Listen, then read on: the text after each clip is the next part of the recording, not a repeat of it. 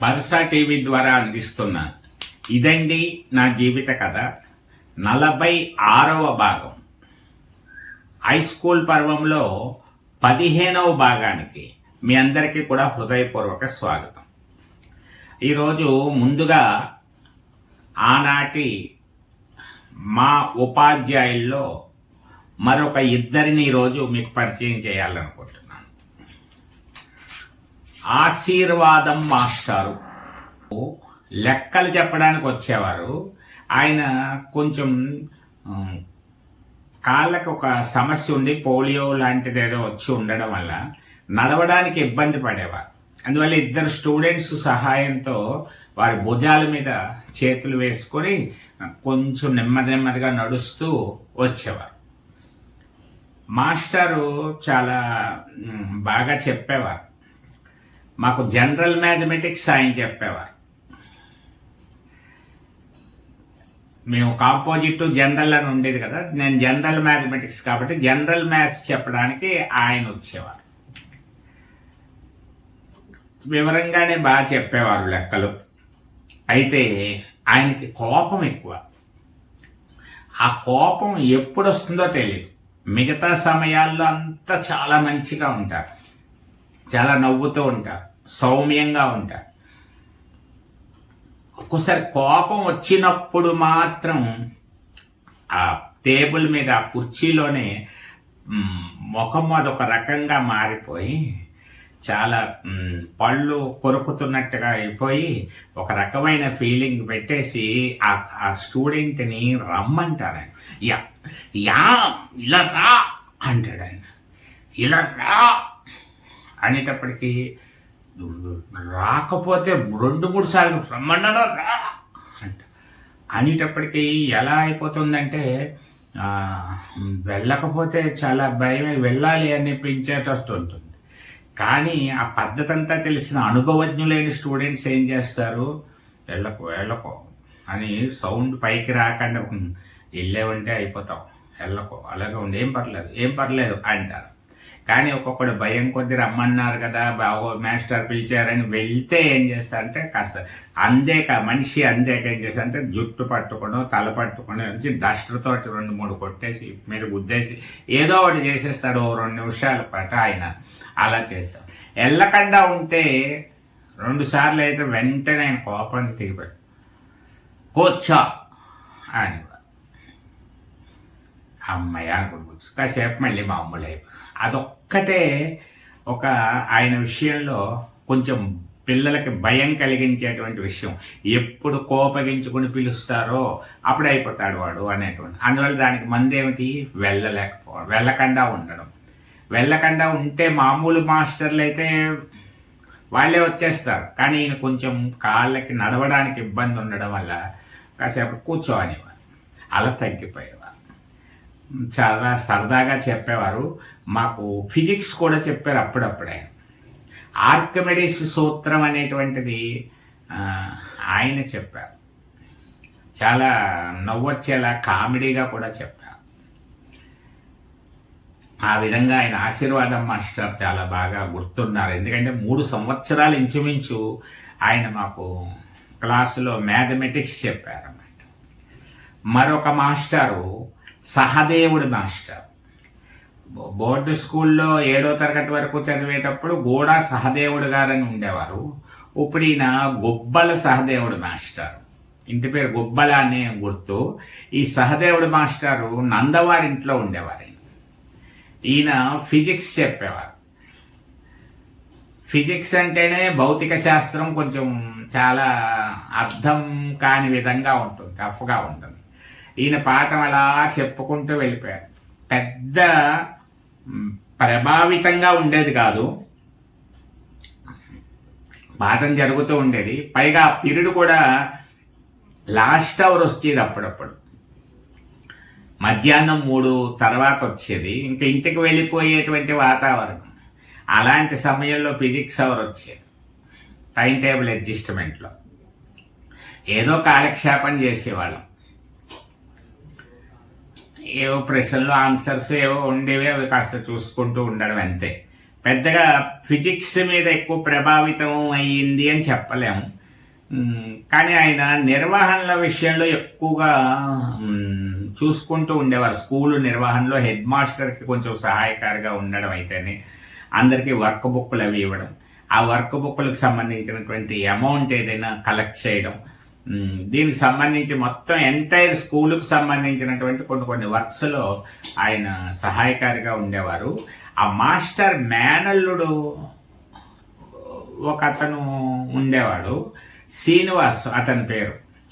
ఆ శ్రీనివాసు మాతో పాటు చదువుకున్నాడు, 10th క్లాస్ వరకు చదువుకున్నాడు.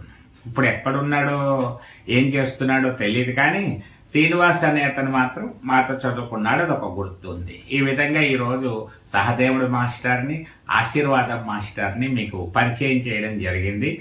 మరి ఆనాటి ఆ స్కూలు వాతావరణంలో ఫ్రెండ్స్ను కూడా పరిచయం చేస్తున్నాం కదా, కొంతమంది ఫ్రెండ్స్ని. మరి ఈరోజు కూడా ఒక 2 ఫ్రెండ్స్ని పరిచయం చేస్తాను. కందుకూరి శ్రీరాములు. కందుకూరి శ్రీరాములు మా ఊరే. 8వ తరగతిలో మాతో కలిశాడు. ఇంటర్మీడియట్ వరకు కలిసి చదివాడు. బ్యాక్ బెంచ్లో కూర్చునేవాడు. ఇర్లపాటి బాబురావు, ఇజ్రాయిలు, ఎమ్మానియేల్ అనే ఒక అతను ఉండేవాడు అనుకోండి, అతను శ్రీరాములు, వీళ్ళు కూర్చునేవారు. మొత్తం శ్రీరాములు సైకిల్ తొక్కడంలో అనుభవజ్ఞుడు. సైకిల్ ఉండేది కాదు. నేను కాలక్రమంలో ఒక సైకిల్ కూడా కొన్నాను, వెళ్ళి రావడానికి వెళ్ళా, కానీ నేను ఎక్కువ ఉపయోగించేవాడిని కాదు. నేను ఎప్పుడు ఎక్కువగా అప్పన్న రాజా సైకిల్ మీద కానీ ఆచార్య సైకిల్ మీద కానీ వస్తూ ఉండడమే. ఒకవేళ నాకు సైకిల్ అంటూ ఉండి ఒకవేళ ఎవరికైనా ఉపయోగపడుతుందని తెస్తూ ఉండేవాడిని. నేను తొక్కడం చాలా తక్కువ. అందువల్ల ఆ సైకిల్ తెచ్చినప్పుడు ఒక్కొక్కసారి శ్రీరాములు కానీ, గుండుబోగుల శ్రీరామచంద్రమూర్తి, ఈవేళ అతన్ని కూడా ఒక పరిచయం, ఇద్దరిని ఒకసారి పరిచయం చేస్తాం. గుండుబోగుల ఆదినారాయణ గారి అబ్బాయి గుండుబోగుల శ్రీరామచంద్రమూర్తి, రాంబాబు అనేవాళ్ళం మేము. ఈ శ్రీరాములు, రాంబాబు ఇద్దరికి సైకిళ్ళు ఉండేది కాదు ఆ రోజుల్లో.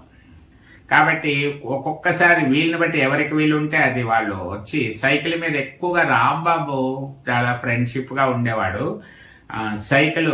నా సైకిల్ మీద తను మా ఇంటి వరకు వచ్చేసి నన్ను అక్కడ దింపేసి మళ్ళీ తను అదే సైకిల్ మీద భోజనానికి వెళ్ళిపోయి ఇంటికి వెళ్ళిపోయి భోజనం చేసి వచ్చేసి మళ్ళీ నన్ను తీసుకొని మధ్యాహ్నం టైంలో వచ్చేసేవాడు. మధ్యాహ్నం ఎక్కువగా అతను వస్తూ ఉండేవాడు. ఒక్కోసారి శ్రీరాములు వస్తూ ఉండేవాడు. ఆ రోజుల్లో సైకిల్ చాలా అందరికీ ముఖ్యమైన సాధనం. లోనాలు అవి ఉండేవి తప్ప, పెద్ద పెద్ద చేతక్కులు అవి బళ్ళు తప్ప అంత మోటార్ సైకిళ్ళు ఉండేవి కాదు. ప్రతి ఇంట్లోనూ 1, 2, 3 సైకిళ్ళు కూడా ఉన్నటువంటి సందర్భాలు ఉండేవి. సైకిళ్ళ మీద రాజమండ్రి సినిమాకి వెళ్ళిపోయేవారు. రాజమండ్రి కొవ్వూరు మధ్యలో బ్రిడ్జి మేము చదువుతున్న రోజుల్లోనే పడింది, 1975లో పడింది. అప్పుడు ఆ బ్రిడ్జి మీద వెళ్ళడం, సైకిల్ మీద వెళ్ళడం ఒక ఆనందం సైకిల్లో ఉన్నటువంటి వాళ్ళందరికీ. కొంచెం దూరం అయినా సరే అలా చూస్తూ గోదావరి మధ్యలోంచి బ్రిడ్జి మీద వెళ్ళడం అప్పట్లో ఒక గొప్ప అనుభూతి. ఈ శ్రీరాములు సైకిల్ మీద సినిమాకి వెళ్ళిపోదామని వాడు. అప్పుడప్పుడు 1, 2 సార్లు అలా సినిమాకి సైకిల్ మీద రాజమండ్రి సినిమాకి వెళ్ళిన సందర్భాలు ఉన్నాయి. శ్రీరాములే తొక్కేవాడు ఎక్కువగాను. బ్రిడ్జి మీద అటువంటి అసలే నాకు ఇంకా భయం. శ్రీరాములు తొక్కేవాడు. ఆ సైకిల్ మీద వెళ్ళి శోభన్ బాబు సినిమాలు, అతను శోభన్ బాబు ఫేవరెట్, శోభన్ బాబు సినిమాలు చూసేవాళ్ళం. అప్పుడప్పుడు 1, 2, 3 సార్లు కంటే ఎక్కువ వెళ్ళలేదు, ఎక్కువ బస్సుకే వెళ్ళేవాళ్ళం. ఇది శ్రీరాములు, అలాగే గుండుబోగుల శ్రీరామచంద్రమూర్తి, రాంబాబు, ఈ సైకిల్ ద్వారా వీళ్ళిద్దరు పరిచయం. శ్రీరాములతో తర్వాత కాలంలో కూడా ఎక్కువ పరిచయం ఉంది. ఎందుకంటే బ్రాహ్మణ అగ్రహారంలో ఉండడం, శివాలయంలో కలుసుకుంటూ ఉండడం, శివాలయంలో ఏదైనా కార్తీక పౌర్ణమి ఇలాంటివన్నీ వచ్చినప్పుడు తను అక్కడ ఉండేవాడు వాళ్ళకి హెల్ప్గా. అందువల్ల వెళ్ళినప్పుడు కాస్త ఏవో ప్రసాదాలు అవి ఏమైనా పంచిపెట్టే చోట తను ఉన్నట్లయితే కాస్త ఎక్కువ ప్రసాదం పెట్టేవాడు. కొబ్బరికాయ కొట్టడానికి వెళ్ళినా వెళ్ళకపోయినా కొబ్బరి చిప్ప చేతిలో పెట్టేవాడు. అంటే తెలిసిన వాడు ఎక్కడైనా ఉంటే మనకి ఏదైనా అందుతూ ఉంటుంది, కాస్త సౌకర్యంగా ఉంటుంది అనేటువంటి విధానం ఆ రోజుల్లోనే అర్థమైంది.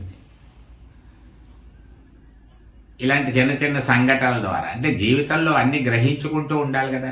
మనకంటూ తెలిసిన వాడు ఒకడు ఉంటే, అభిమానం అనేటువంటి వాడు ఉంటే, ఎక్కడ వడ్డించేవాడు మనవాడైతే ఎక్కడ కూర్చున్నా అందుతుంది అన్నట్లుగా కాస్త చక్కెర పొంగలి ఇలాంటి ప్రసాదాలు కాస్త ఎక్కువ పెట్టడం ఇలాంటివి చేస్తూ ఉండేవాడు. అభిమానంగా ఉండేవాడు. ఇంటర్మీడియట్ వరకు. తర్వాత కాలంలో కూడా శ్రీరాములతో స్నేహబంధం కొనసాగింది. కొన్ని సందర్భాల్లో వివరిస్తాను. ఈ మధ్య కాలంలోనే శ్రీరాములు స్వర్గస్థుడు అవడం జరిగింది. మరి ఇంకొక సంఘటన చెప్పాలి ఈ సందర్భంగా. వేగేశ్వరపురంలో ఒక గొప్ప ప్రత్యేకత, ఎక్కువ అనేక ప్రత్యేకతలు ఉండేవి ఆ రోజుల్లోనే. ఎందుకంటే సబ్ రిజిస్ట్రార్ ఆఫీసు అక్కడే ఉండేది, టెలిఫోన్ ఎక్స్చేంజ్ అక్కడే ఉండేది, మంచి వెంకటేశ్వర స్వామి దేవాలయం చాలా ప్రసిద్ధిగా ఉండేది. ఇలా కొన్ని కొన్ని ప్రత్యేకతలు ఉన్నాయి. అందులో భాగంగా షుగర్ ఫ్యాక్టరీ వచ్చింది. మేము చదువుకునే రోజుల్లోనే కొత్తగా షుగర్ ఫ్యాక్టరీ వచ్చింది. అప్పుడు పిల్లలందరూ కూడా షుగర్ ఫ్యాక్టరీ చూడడానికి వెళ్ళడానికి ఒక ప్రాధాన్యత ఇచ్చేవారు. ఎప్పుడైనా స్కూల్ కాస్త 3 ఎప్పుడో నా పీరియడ్ అయితేనే అయిపోతే అలాంటప్పుడు ఒకసారి నువ్వు చూసొచ్చావా నేను చూసొచ్చాను అనాలి. అందువల్ల ఒక్కో బ్యాచ్ వెళ్తూ ఉండేవారు. మా బ్యాచ్ అంతా కూడా వెళ్ళాం. అంటే ఏ బ్యాచ్ అయితే ఉన్నామో మొత్తం క్లాస్లో సగం మంది వరకు వెళ్ళినట్లుగా వెళ్ళి ఓసారి ఆ ఫ్యాక్టరీలో, షుగర్ ఫ్యాక్టరీలో ఆ చెరుకు అది ఎలా ఉంది ఏంటి, లోపలికైతే వెళ్ళనివ్వలేదు. అప్పుడు బయట నుంచే అంతా చూసాం. బాగా ఎందుకు గుర్తు అంటే అక్కడికి వెళ్ళడం ఒకటే కాకుండా షుగర్ ఫ్యాక్టరీలో పనిచేసేటువంటి అప్పట్లో మరి ముఖ్యమైన స్థానం మేనేజరో ఏదో ఒక హెడ్గా ఉండేటువంటి ఆయన అబ్బాయి మా క్లాస్మేట్. అతని పేరు సూర్యకుమార్ అని అనుకుంటున్నాను. సూర్యచంద్రకుమారో సూర్యచంద్రమోహన్, మొత్తం మీద కుమార్ అనేటువంటిది ఒకటి వస్తుంది. అతను కొన్ని రోజులే చదివాడు 8th క్లాసు. ఎంతో కాలం కాదు, ఒక 2-3 నెలలు చదివి ఉంటాడంతే. తర్వాత మళ్ళీ వెళ్ళిపోయారు. వాళ్ళు తాళపూల్లో ఉండేవారు, వరహాలరావు గారి ఇంట్లో ఉండేవారు. ఆ స్కూల్లో జరుగుతున్న సమయం అతను ఆ రోజులు చాలా హైట్గా ఉండేవాడు. అతను చదువుతున్న రోజుల్లో ఒకరోజు మధ్యాహ్నం 11:30 ఇంటర్వెల్ టైంలో పొద్దున్న స్కూల్కి వచ్చిన తర్వాత అతను ఏదో కబురు వచ్చింది, గబగబా వెళ్ళాడు. తర్వాత తెలిసింది ఏంటంటే వాళ్ళ సిస్టర్ ఎవరో ఒక సూసైడ్ చేసుకోవడం ఏదో జరిగింది. అగ్ని ప్రమాదానికి గురైనట్టుగా మంట వేసుకోవడమో ఏదో, మొత్తం మీద ఒక సూసైడ్ కమిట్మెంట్ అనేటువంటిది ఒకటి జరిగినట్టుగా చెప్పుకున్నారు. బాగా గుర్తులేదు. కానీ ఆ తర్వాత ఆ జరిగిన పరిణామాల దృష్ట్యా అతను వెళ్ళిపోయాడు. ఆ మనిషి గుర్తున్నాడు, రూపం గుర్తుంది, కానీ తర్వాత ఎక్కడున్నాడో ఏంటో పెద్దగా తెలుసుకోలేదు. ఇంకా వానాకాలం స్కూల్ విషయంలో మరొక విషయం చెప్పాలి. ఇప్పుడు వాన పడుతోంది అంటే, వాన అనగానే అది ఎలా పడాలో ఎప్పుడు పడాలో కొన్ని కోరికలు కోరుకుంటూ ఉండేవాళ్ళం అందరూ కూడా. మధ్యాహ్నం టైం వాన రావాలి అంటే లంచ్ అవర్కి ఒక 1/2 గంట ముందు కురిసినటువంటి వాన అంటే అందరికీ ఎంతో ఇష్టం. ఇంకా లాంగ్ బెల్ లంచ్ బెల్ కొడతారు అనగా వాన మొదలైతే మొహం ఆనందంతో వెలిగిపోయేది. ఎందువల్ల ఆ బెల్ల కొట్టే టైంకి వానగా ఉన్నట్లయితే బయటకు పంపరు. అప్పుడు ఆలోచించుకొని ఒక పీరియడ్ పొడిగించి కంటిన్యూ చేసేవారు అనేవారు. ఓ 1/2 గంటలోనే ఒక నోటీస్ వచ్చేసేది, కంటిన్యూ చేయడమైనది అని చెప్పేసి నోటీసు మనిషి ఇంకా పట్టుకురాకుండానే నోటీస్ విషయం మాకు అర్థమైంది, వచ్చేసింది కంటిన్యూ చేశారని. క్రికెట్ ఆటలో ఏదైనా వికెట్ తీసినప్పుడు, ఎవరైనా 6లు 4లు కొట్టినప్పుడు, లేకపోతే ఇలాగా ఒక ప్లేయర్స్ ఎవరైనా రన్అట్ చేసినప్పుడు ఫీల్డ్లో ఉన్న వాళ్ళందరూ మెచ్చుకుంటారు చూసారు, అలాగా ఒకళ్ళ చేతులు ఒకళ్ళు కొట్టుకొని అలా ఆనందిస్తారు చూసారు. అలాగే వెంటనే ఒకళ్ళకొకళ్ళ చేతులు కొట్టుకొని వచ్చేసింది, కంటిన్యూ వచ్చేసింది అన్న. గంధం రామకృష్ణ అయితే మరీ మురిసిపోయేవాడు, మొహం ఇంత అయిపోయేది. కంటిన్యూ అనేటప్పటికి చాలా సంతోషం వేసేసేది. అప్పుడు వాన తగ్గగానే ఏం చేసేవారంటే 10 నిమిషాల ముందే వదిలేసేవారు. కంటిన్యూ ఇంటికి వచ్చి ఇంకా మధ్యాహ్నం వెళ్ళక్కర్లేదు. అలా కంటిన్యూ కోరుకునేటువంటి విధానం ఉండేది వానాకాలంలో. మరొక ఆకతాయి పనులు ఎలా ఉండేవంటే, ఈవేళ వాన పడిందనుకోండి రాత్రి బాగా, పొద్దున్న కూడా కాస్త మేఘావృతమై తుఫాన్ లాంటి వాతావరణం ఉందనుకోండి, స్కూల్కి వెళ్ళేవారు అందరూ. కొంతమంది ఒక 5-6 ఉండేవారు.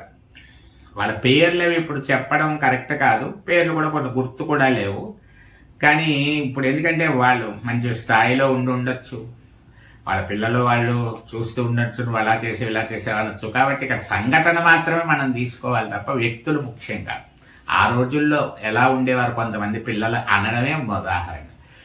వాళ్ళు ఏం చేసేవారంటే ఆ నేలంతా నీళ్ళతో నిండిపోయి ఉన్నప్పుడు, బురదమయంతో ఉన్నప్పుడు, ప్లాస్టిక్ డొక్కులు లాంటివో, ఒక సీసాలు లాంటివో ఏవి దొరికితే అవి, పనిముట్ట ఏది దొరికితే అది సాధన తీసుకుని ఆ నీళ్లు తీసుకొని వాటితోటి కిటికీల్లోంచి బెంచీల మీద కొట్టేసేవారు, క్లాస్ రూముల్లో కొట్టేసేవారు. మొత్తం గొబగబా 5-6 క్లాస్ రూములు గొబగబా 7-8 డప్పులు కొట్టేసేవారు. ఎక్కువగా ఏం చేసేవారంటే ఇటువైపు అయితే తెలిసిపోతుందని చెప్పేసి అటువైపు తరగతులన్నిటికీ కూడా, ఎడమ చేతి వైపు ఉన్నటువంటి తరగతులన్నిటికీ కూడా అటువైపు నుంచి పెద్దగా కనపడదు, ఎందుకంటే తూటుకర్రలు ఇవన్నీ ఉంటాయి. అటువైపు కిటికీల్లోంచి కొట్టేసేవారు. మాస్టర్లు వచ్చాక లోపలికి వెళ్ళి చెప్పేవాడు, ఎస్పీఎల్ క్లాస్ లీడర్ వీళ్ళు వచ్చి చెప్పేవారు, సార్ రూములన్నీ తడిసిపోయి ఉన్నాయి, జిడ్డుగా ఉన్నాయి, బురదగా ఉన్నాయని. చూసేవారు. చూస్తే కూర్చోడానికి వీలు లేకుండా ఉంది, బురదగా ఉంది, తడిగా ఉంది. ఇలా ఎలా వచ్చింది అసలు? యాక్చువల్గా ఏమైనా జల్లు పడితే పడాలి తప్ప బురద లోపలికి ఎలా వచ్చేస్తుంది? కానీ వచ్చేసింది.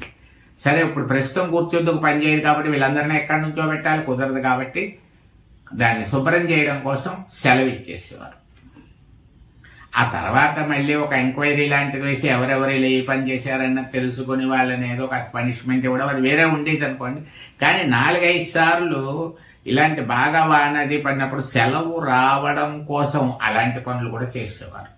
స్కూల్ వాతావరణం ఎందుకంటే 500 మంది వరకు స్టూడెంట్స్ ఉన్నప్పుడు అందరూ ఒకలా ఉండరు కదా.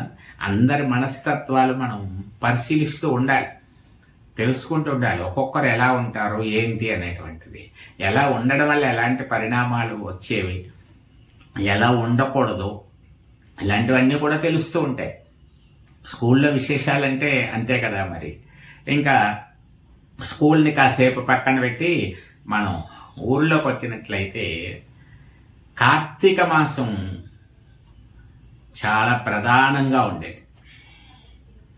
మంచి చలి, వణికిపోయేటువంటి చలి, గడగడలాడించే చలి. ఆ చలిలో గోదావరి స్నానాలకు వెళ్ళేవారు అందరూ కూడా. ఎక్కువ మంది ఆడవాళ్ళు మగవాళ్ళు కూడా వెళ్ళేవారు. నెల రోజులు స్నానం చేసేవాళ్ళు ఉండేవారు. కొంతమంది ముఖ్యమైన రోజులు, కార్తీక సోమవారాలు, కార్తీక పౌర్ణములు, కార్తీక మాసం ప్రారంభం, ఇలాంటి రోజులు వెళ్ళేవారు. స్నానాలకు వెళ్ళిపోతే చెప్పకుండా పిల్లలు చాలా గొడవ చేసేవారు ఇంట్లో. ముందే రాత్రి ఒట్లవి వేయించుకునేవారు, నన్ను కూడా తీసుకెళ్ళాలి, నేను కూడా రావాలి అని చెప్పి. అలాగే పడుకుంటే లేవతండి ఏడుస్తుంది, మళ్ళీ పడుకోబెట్టేసామనేవారు.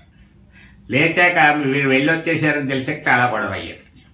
అందులో కొంతమంది లేపి మరీ తీసుకెళ్ళేవారు. వణికిపోతూ ఆ స్నానానికి రావడం, ఆ స్నానంలో దిగాక హాయిగా ఉండడం, మళ్ళీ ఇంటికి రావడం, శివాలయాలకి దీపాలు పెట్టడానికి వెళ్ళడం, ఇవన్నీ కూడా కార్తీక మాసంలో ఊరంతా ఒక సందడిగా ఉండేది. పోచవరం నుంచి కార్తీక మాసంలో వెంకటేశ్వర స్వామి, వేగేశ్వరం వెంకటేశ్వర స్వామి గుడికి వెళ్ళడానికి, తాళపూడిలో శివాలయానికి వెళ్ళడానికి, ఆ రోజుల్లో ఆ, అక్కడ పోచవరం గడ్జరం అక్కడ శివాలయాలు లేవు. అందువల్ల తాళపూడి వచ్చేసేవారు. అందులో గోదావరి స్నానం చేయడం, తాళపూడిలో దేవాలయాలు చూసుకోవడం, అక్కడి నుంచి వేగేశ్వరపురం వెంకటేశ్వర స్వామి గుడికి వెళ్ళడం. ఈ మజిలీ అంతా పూర్తి చేసుకుని వాళ్ళు వెళ్ళే వరకు మా ఇంటి దగ్గరకు వచ్చేవారు చాలా మంది. ఆ విధంగా కూడా చాలా గుర్తుంది కార్తీక మాసం. ఇంకా కార్తీక మాసం చాలా మంది ఫోన్ కూడా చేస్తున్నారు. ఒక రోజు ఆలస్యం అయితే ఈ రోజు భార్య ఇంకా మీ జీవిత కథ పెట్టలేదేమిటండి అని చెప్పేసి మెసేజ్ కూడా పెడతారు. సరే, తక్కువ మందే చూస్తున్నా ఇది సాటిస్ఫాక్షన్ కలిగించేటువంటి ఒక కార్యక్రమం కాబట్టి నేను నా పని చేస్తూనే ఉంటాను. మరి మీ అందరి యొక్క ఆదరణ ప్రోత్సాహాన్ని కోరుకుంటూ లైక్ చేయండి, సబ్స్క్రైబ్ చేయండి అని కోరుకుంటూ రేపటి రోజు భాగంలో మళ్ళీ ఇక్కడే మనందరం కలుసుకుందాం.